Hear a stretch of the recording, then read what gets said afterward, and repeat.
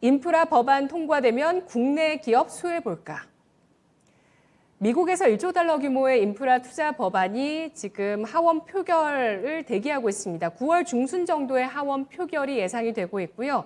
정책 기대감이 어느 정도 선반영된 측면도 있지만 국내 기업들의 실질적인 수혜가 있을지 분석도 필요할 것 같습니다. 서영원 전문가님 어떻게 보십니까? 예, 미 상원에서 가결된 인프라 투자 법안에 대한 분석 보고서가 코트라에서 나왔죠. 이 상원에서 통과된 법안은 당초 정부가 제안했던 2조 6천억 달러 규모에서 크게 축소된 1조 1천억 규모입니다. 민주당은 누락된 교육 그리고 보건, 기후변화 대응 이런 예산 등이 별도의 입법을 통해서 집행을 할 것으로 공언을 하고 있습니다만, 하지만 공화당의 반발과 민주당 내 이견들이 있어서 그 두 건의 법안 모두 최종 입법까지는 조금 난항이 좀 불가피해 보이는 그런 상황입니다. 그동안 미국의 인프라 법안이 통과된다고 하면은 국내 기업들이 좀 수혜를 볼 것이라는 전망들이 많이 있었습니다. 대표적으로 풍력 발전 관련 기업들, 그리고 철강, 그리고 각종 산업재, 건설자재 기업들이 수혜를 볼 것이란 것이었는데요. 근데 좀 이러한 기대감들을 좀 한동안 조금 접으셔야 하지 않을까 그런 생각이 듭니다.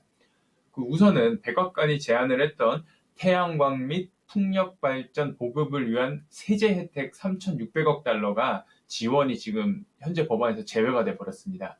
바이든 정부가 들어서면서 국내 관련 기업들의 수혜가 예상이 되면서 주가가 지속적으로 이렇게 상승을 하다가 법안이 진행이 좀 불투명하면서 올 초부터 좀 지속적으로 하락을 했죠.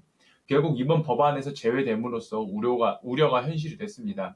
민주당은 추후 인프라 법안에 해당 부분을 포함한다고 했기에 좀 추이를 지켜봐야겠습니다만은 역시 좀 전망이 좀 불투명한 그런 상황입니다. 그리고 주목하셔야 될 부분들이 미국산 조달 특혜 제도입니다. 이번 법안에는 바이 아메리칸 법을 강화 조항 및 바이 아메리카라는 것을 규정을 채택을 했는데요.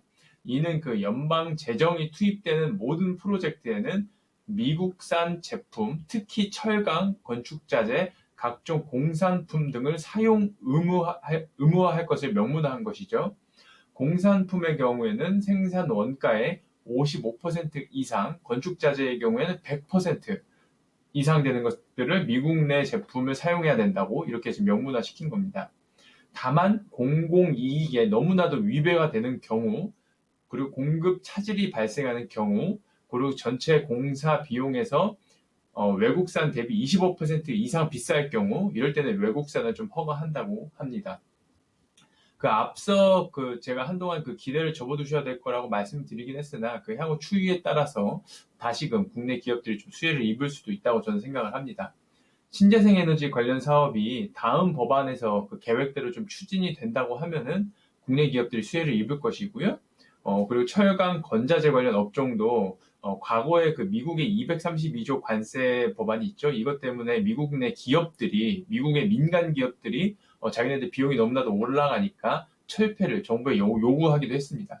그러니까 지금 바이 아메리카 정책도 조금 약간 나중에 반발이 좀 생겨서 반대가 많아서 좀 어느 정도 완화되지 않을까 이런 생각도 드는 겁니다. 어쩌면은 지금은 좀 안 좋은 이슈들만 조금 모두 반영이 되어서 어떻게 보면 지금이 바닥이고 앞으로 향후 좀 좋아질 일만 있기 때문에 지금 매수할 수 있는 그런 적기가 아닐까 이런 생각도 해봅니다. 네, 민주당과 공화당 쪽에 서로 좀 이견이 있다 보니까 규모를 줄인 측면이 있는 이 인프라 투자 법안입니다. 이 내용에서 신재생 에너지 쪽의 세제 혜택이 또 제외됐다는 점에 대해서 국내 기업들의 혜택과 수혜가 좀 축소되는 측면이 있다고 하셨는데요. 앞으로 추가적으로 또 미국의 재정 정책의 통과 가능성과 또 그 안에서의 또 내용들에 포함이 될지를 또 확인해 보자는 의견 주셨습니다. 그렇다면 이번 1조 달러 규모의 인프라 투자 법안이 국내 기업에 수혜가 있을지 전성진 전문가님은 어떤 생각 갖고 계신가요? 네, 저는 이번 예산 통과가 이루어진다면 가장 큰 수혜를 받는 업종은 건설기계라고 예상을 합니다. 도로, 교량, 철도 사업의 예산 대부분이 할애가 되어 수혜가 집중되는 것으로 분석이 됩니다. 백신 보급으로 주요 국가의 경기가 회복이 되고 있어 2020년도 실적 부진에 따른 기저효과와 각국 재정 정책에 힘을 입어 2021년부터는 중장기 성장 사이클에 들어설 것으로 예상이 됩니다. 아까 그 서영한 전문가께서 말씀하셨듯이 그 신재생 에너지 관련 부분이 많이 축소가 됐는데 저도 관심이 있는 전기차 시설 확충 관련 부분이 다른 곳보다 상대적으로 많이 축소가 돼서 아쉬움이 좀 남습니다. 네, 대신에 또 수소 관련한 또 법안이 이번 인프라 투자 법안에 들어가 있기 때문에 수소 관련한 모멘텀도 봐야 된다는 시각이 또 지난번에 산업 리포트 더 팩트에서도 저희가 알아봤었던 내용이었는데요. 미국의 인프라 법안 관련주 보도록 하겠습니다. 서영원 전문가님 어떤 종목 주목하시나요? 예, 첫 번째로는 한화솔루션 준비했습니다. 현재 글로벌 전력 생산 효율이 가장 좋은 태양광 패널을 제조하고 있죠.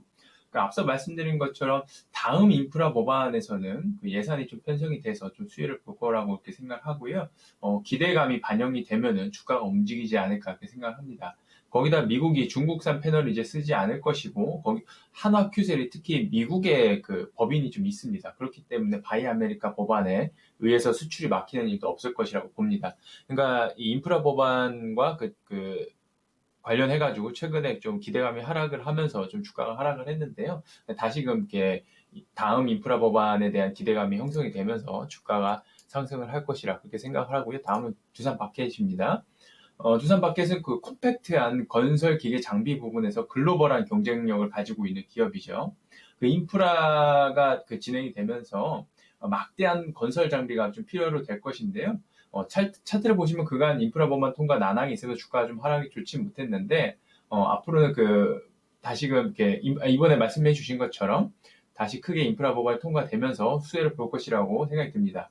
역시 이게 특히나 건설 장비이기 때문에 바이 아메리카에도 그렇게 걸리지 않을 것으로 보이고요. 건자재나 이런 것들이 걸리기 때문에. 그리고 동사도 역시 미국의 공장이 있기도 해서 매출에 좀 문제가 없을 거라 생각을 하고, 앞으로 다음 인프라 법안도 나오면서 추가적으로 더 모멘텀이 생길 거라고 그렇게 생각을 하고 있습니다. 네, 알겠습니다. 태양광과 풍력 사업을 하고 있는 한화에너지, 한화솔루션 주목을 해주셨고요. 한화솔루션 같은 경우는 지난 8월 초에 또 프랑스의 풍력 기업을 1조 원에 인수하기도 했습니다.